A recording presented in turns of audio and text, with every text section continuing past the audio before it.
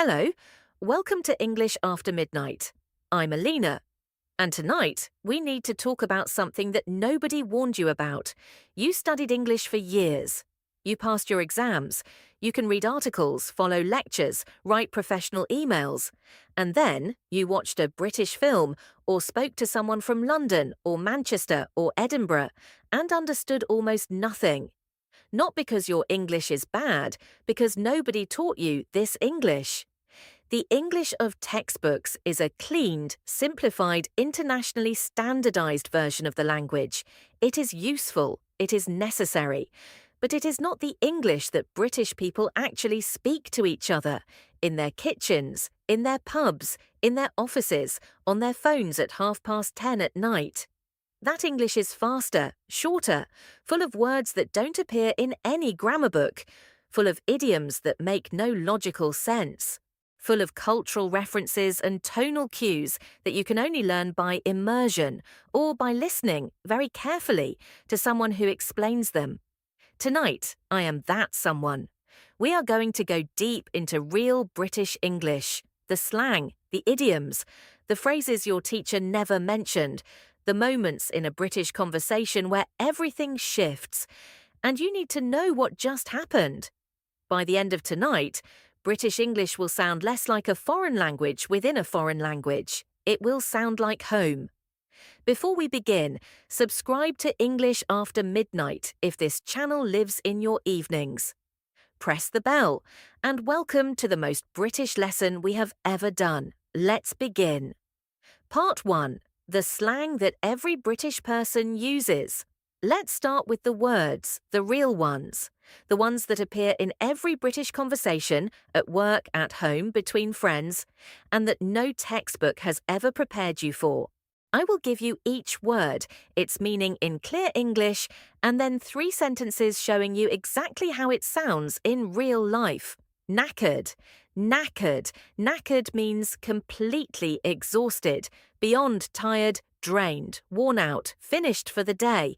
This is one of the most commonly used words in British English, and you will hear it constantly. I'm absolutely knackered. I've been on my feet since 6 this morning. She looked knackered. Dark circles, flat voice, the whole thing. Don't ask me to make a decision right now. I'm knackered. The word has force to it. Knackered is not just tired. It is emphatically, completely, undeniably tired. Use it and British people will immediately feel more comfortable around you. Knackered, chuffed, chuffed. Chuffed means very pleased, proud, delighted, quietly thrilled. It is a warm word. When a British person says they are chuffed, they are genuinely happy about something, but in that understated, not quite showing it British way. She was absolutely chuffed when they offered her the job. He's chuffed to bits. His team won for the first time in 3 years. I'm well chuffed with how it turned out, to be honest. Notice chuffed to bits, a common intensification, and well chuffed, where well works as an intensifier meaning very. British English loves this construction. Chuffed, dodgy, dodgy. Dodgy means unreliable, suspicious, or of questionable quality. Something dodgy is not quite right. You wouldn't fully trust it. A dodgy character is someone you'd be wary of. A dodgy situation is one you'd want to avoid. A dodgy kebab is one you might regret in the morning. I'm not sure about that restaurant. It looked a bit dodgy to me. He gave a dodgy explanation and nobody really believed it. The Wi-Fi's been dodgy all day, keeps cutting out. The word carries a slightly conspiratorial tone. There is something off, something that doesn't quite add up. Dodgy, faff, faff. To faff, or to faff about, means to waste time on unnecessary, fussy activity. To faff is to fiddle, to delay, to make something simple unnecessarily complicated. It is the British word for everything that gets in the way of just getting on with it. Stop faffing about and make a decision. There was so much faff at the airport, queues for everything. She spent an hour faffing with her bag before we even left the house. Faff can be a verb, to faff, or a noun, such a faff. Both are equally common and equally brilliant. faff, gutted, gutted. You have heard this word before in an earlier lesson, but tonight, in the context of British English, let's sit with it properly. Gutted means devastated, deeply, physically disappointed. The image is raw, as if something has been taken from your centre. British people use this word readily and without embarrassment. It is one of the most honest emotional words in British vocabulary. I was absolutely gutted when I found out. He didn't get the part, he's gutted. We lost in the last minute, gutted doesn't even cover it. Gutted, knackered, chuffed, dodgy, faff, gutted. Again, knackered, chuffed, dodgy, faff, gutted. British conversation. 2 colleagues on a Friday evening just after work. This is what it actually sounds like. You all right? Yeah, knackered to be honest. It's been a proper week. Tell me about it. The whole project has been a faff from start to finish. Right? And then Gary sends that email at 4:30. Dodgy timing if you ask me. Oh, don't even. I was absolutely gutted. I thought we were done. Listen, we got through it, and the client was chuffed, so yeah, fair enough. You going out tonight? God, no. Sofa, immediately. Wise. Notice, you all right? Is not a genuine inquiry about health. In Britain, it is a greeting, equivalent to hi. The correct response is, yeah, all right or not bad, not a medical report. Notice a proper week, where proper works as an intensifier, meaning really very intense. Notice fair enough, one of the most British phrases in existence. It means that is reasonable, I accept that, I understand. Notice God, no, emphatic British refusal, not religious. Part 2, the idioms that confuse everyone. British English is dense with idioms, phrases whose meaning has nothing to do with the individual words. If you translate them literally, you understand nothing. If you know them, you understand everything. Tonight, 10 essential British idioms, with context, with feeling. Can't be bothered. This is perhaps the most British phrase in existence. To not be bothered means you don't have the energy, the motivation, or the interest to do something. It is not rudeness, it is honesty, and it is said constantly. I should cook dinner, but I can't be bothered. She couldn't be bothered to argue, she just left. Can you be bothered going out tonight? Honestly? Not really. The phrase implies a kind of resigned pragmatism. The energy required is simply not available, and that is fine, very British. On about. What are you on about means what are you talking about, often with a slight edge of confusion or incredulity. On about suggests the person has been going on about something, talking at length, perhaps not making sense. What are you on about? That makes no sense. She was on about the neighbours again all evening. I don't know what he's on about half the time. Taking the mickey. To take the mickey, or sometimes take the mick, means to mock someone, to make fun of them, to tease. It can be affectionate or it can have an edge. Context determines which.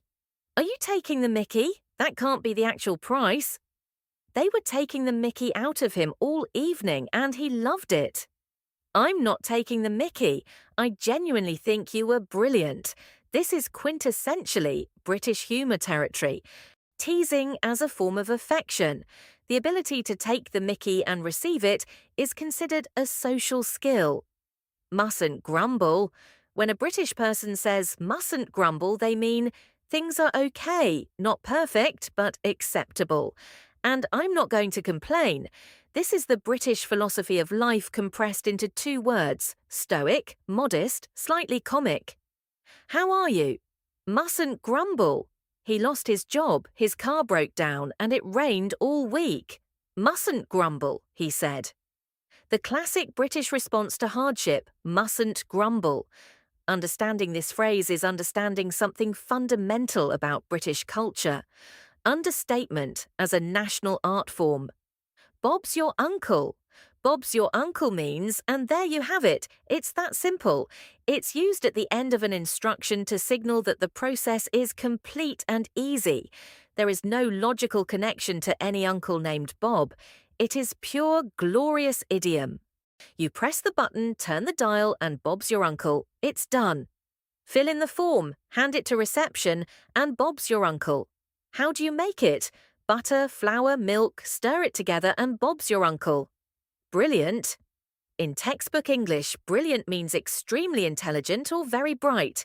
In real British English, brilliant means great, excellent, I'm pleased. That works for me.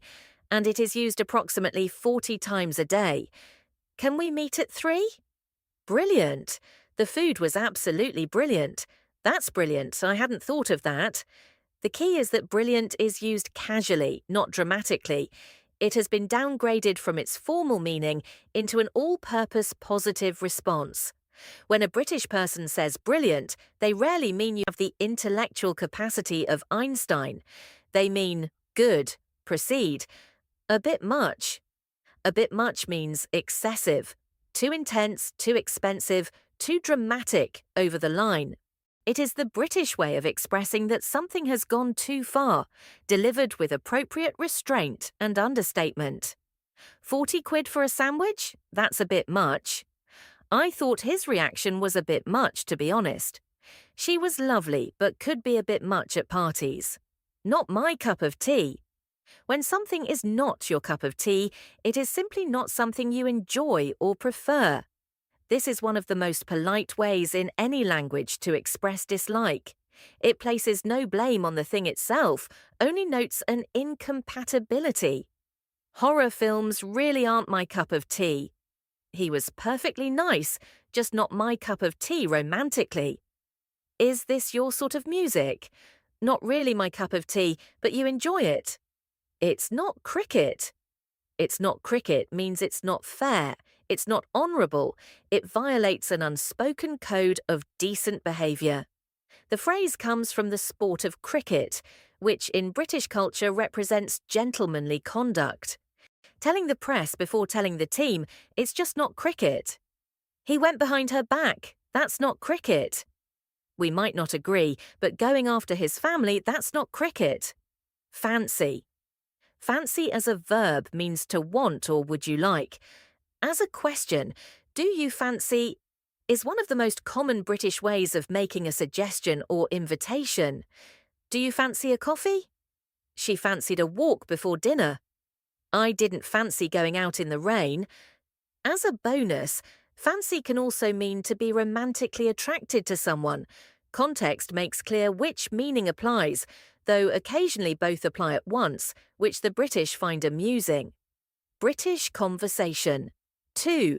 Two friends, a kitchen, Sunday afternoon. Do you fancy going for a walk later?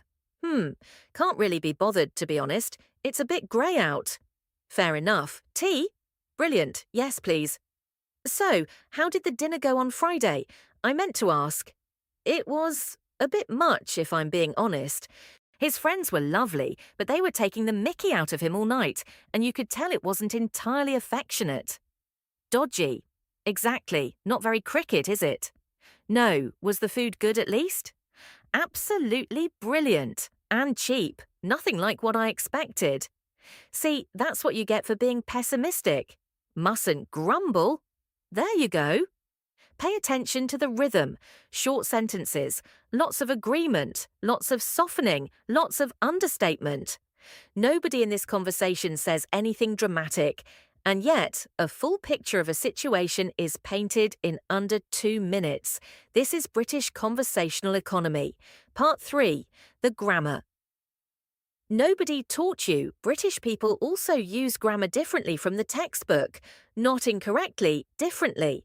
These are the patterns that make British English sound British and that confuse learners who have only ever seen standard international English. Shall instead of should or will. British English uses shall for suggestions and offers in a way that sounds old-fashioned in American English but completely natural in Britain. Shall we get the bill? Shall I open a window? Shall we say 7 o'clock? In American English, these would more likely be, should we get the bill, or do you want to say 7? But in British English, shall is alive and well. If you want to sound British, start using shall. have you got instead of do you have. British English strongly prefers have you got over do you have. Both are grammatically correct in British English, but have you got is far more natural in speech. Have you got a pen? Not do you have a pen. Have you got time to talk? Have you got any plans this weekend? This extends to statements I've got rather than I have. British people say I've got 3 meetings today, not I have 3 meetings today. Quite as a softener and an intensifier. This one causes genuine confusion. In British English, quite can mean fairly, softening, or completely, intensifying, and the difference is entirely tonal. It was quite good. Moderately good, not excellent but acceptable. It was quite brilliant. Completely, totally brilliant. Are you sure? Quite sure. Absolutely, completely sure. Context and stress tell you which meaning is intended. A flat, even quite good, is lukewarm. A warmer, more emphatic, quite brilliant, is genuine praise. The word right used to check understanding. British speakers regularly tag right, or yeah, or you know, onto the end of sentences, checking that the listener is following, inviting agreement, creating connection. So I told him what happened, right, and he just didn't react. It was raining all day, yeah, and we still had to queue outside. It's a bit like when you're tired but you can't sleep, you know? These tags are not questions requiring answers. They are social glue. They keep the conversation warm and include the listener in the story. Gonna, wanna, dunno, innit. These contractions are standard in natural spoken British English. Not slang, just speech. Gonna, going to. I'm gonna be late. Wanna, want to. Do you wanna come? Dunno, I don't know. Dunno, maybe, innit. Isn't it slash a general confirmation tag? It's cold, innit, slash. That was mad, innit. Innit in particular extends far beyond its grammatical origins in modern British speech, especially in London. It functions as a versatile agreement and confirmation marker. British conversation. 3. This conversation is denser, more real. Pay attention to everything. Are you going to make it to Sarah's thing tonight? Dunno, I've got loads on. What time does it start? She said 8ish. Shall I tell her you're coming? Give us a minute. I've got a call at 6 and it always runs over. Fair enough. Have you got her new address? Yeah, she sent it in the group chat, didn't she? I'm not on that one. Can you forward it? Brilliant, yeah. I'll send it now. A pause. Bit dodgy weather tonight, innit? God, yeah. I'm not going to want to leave the flat. Same. We could just not go. We could, but she'd be gutted. Yeah, right, okay, we're going. We're going. This is British English at its most natural. Observe, give us a minute. British, forgive me a moment. The US is informal and does not mean multiple people. 8ish. The suffix ish attached to a time, number, or descriptor softens it. Approximately, roughly, around that. Loads on. A lot to do. Loads is a very British quantifier, didn't she? A tag question checking shared information.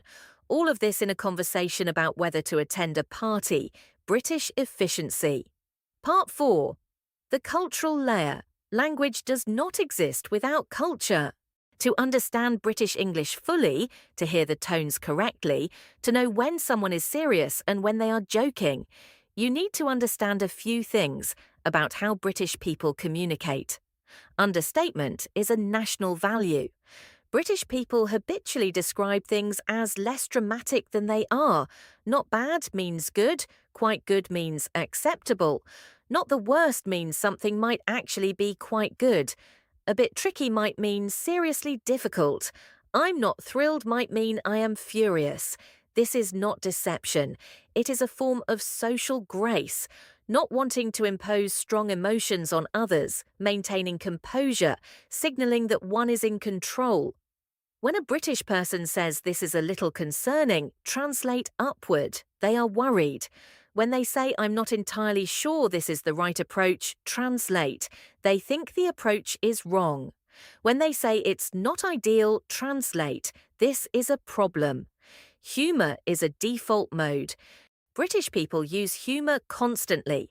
as a form of warmth, connection, deflection, criticism, and comfort.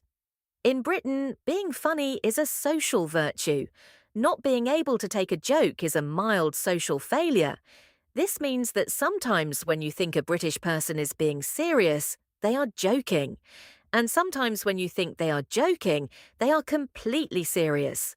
The tell is in the eyes, the pause, and whether they maintain eye contact. Dry humour often comes with a straight face and a beat of silence before the reaction. Oh, brilliant! Another meeting could be genuine enthusiasm or absolute sarcasm. Context, tone, eyes. Sorry means many things. British people apologise constantly, and sorry carries a range of meanings that have nothing to do with genuine regret. Sorry. I didn't hear you. Please repeat. Sorry, can I just... I am about to interrupt or push past you, and this sorry is performing politeness, not expressing guilt. I'm sorry to bother you. I need something from you, and I am preemptively softening the request. Sorry, that's just not going to work for me. Firm refusal, delivered with a cushion. And sometimes sorry is genuine. The challenge is distinguishing which is which. Generally, the more softly and quickly it is said, the less it means as an apology. The more slowly and with eye contact, the more it does. Cheers is not only a toast, cheers in British English means thank you. Cheers for that, goodbye. Right, cheers then, you're welcome. Cheers, in response to thank you. And yes, a toast when drinking, but that is the least common usage in daily life. Cheers is warm, casual, and extremely British. Using it correctly will make you sound immediately more native. Using it too formally, writing it in a professional email, for example, lands slightly wrong. It lives in the spoken, informal register. British conversation says. For final conversation. A workplace Monday morning. The kitchen near the coffee machine. Morning. Morning, all right. Not bad, not bad. Good weekend? Yeah, fairly quiet. Bit of a faff getting back on Sunday. Trains were all over the place. Classic, cheers. Accepting a coffee. Did you hear about the restructure? I heard something. What are you on about exactly? Apparently they're combining two of the teams. Dunno the details yet. Right, is that good? Could be a bit much. We'll see. Yeah, mustn't grumble. Exactly. A pause, both drinking coffee. Right, shall we? Yeah, go on then. Shall we? British shorthand for shall we get back to work / get started / go to the meeting. No object needed. The situation provides the meaning. Go on then. British acceptance of a suggestion. Equivalent to, all right, yes, let's do it. The then is a softener that makes agreement feel more natural and less abrupt. All over the place, chaotic, disorganized, not working properly.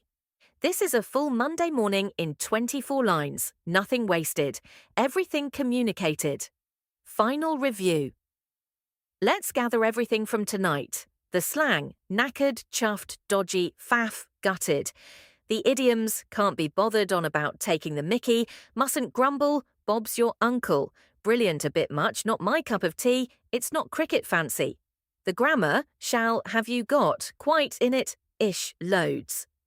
The culture, understatement, humour as connection, sorry as a multi-tool, cheers as a universal warm phrase. And the phrases that will open British conversation to you. You all right? Fair enough. Shall we? Go on then. Mustn't grumble. Brilliant. Cheers. These 7 phrases alone will change how British people respond to you. They signal that you are not just speaking English, you are speaking their English. And that is an entirely different thing. The next time you watch a British film or speak to someone from London or Leeds or Edinburgh, listen differently.